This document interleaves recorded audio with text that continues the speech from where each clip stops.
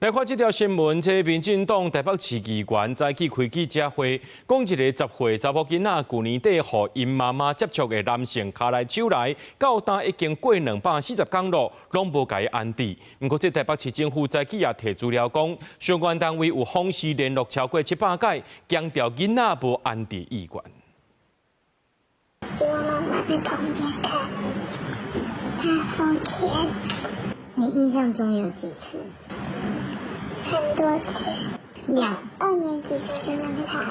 這回被害查某囡仔講甲，互人家唔甘。民進黨台北市員開記者會指出，因為這家庭媽媽長期佇厝內底做性教育，這10歲查某囡仔佇厝內底疑似真濟擺互人卡來手來。目前案件由司法偵辦，不過為去年12月至到報案到今嘛已經240天，有緣無安置，這期台北市婦兒小保護攏無作為。前幾個月我才跟社工說我想被安置，因為我不想再跟媽媽住。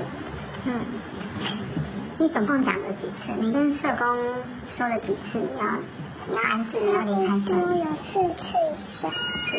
4次他都沒有處理嗎？請即刻提出安置小女兒跟2女兒的計劃。第二個，啟動評估改判鑑定的監護權。不過，台北市府開記者會，針對兒少保護案件回應議員的指控，社會局強調，這案件經過中央安全評估指引的評估，無達到強制安置的條件，所以先向公司協力輔導安全計劃提供家庭支持。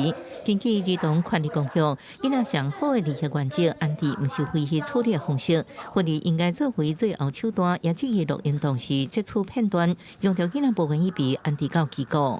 整個保護的安全計劃，所以從去年的12月30號到現在8月，這個所謂的猥褻事件從來沒有再發生過。在我們的專業工作準則裡面，第一，它未達到司法保護安置的一個程度；第二個，本身孩子也有強烈的表達，他不想到機構。我們單位以及跨領域的都在做相關的服務。從去年12月30號開始，我們有了714次的服務。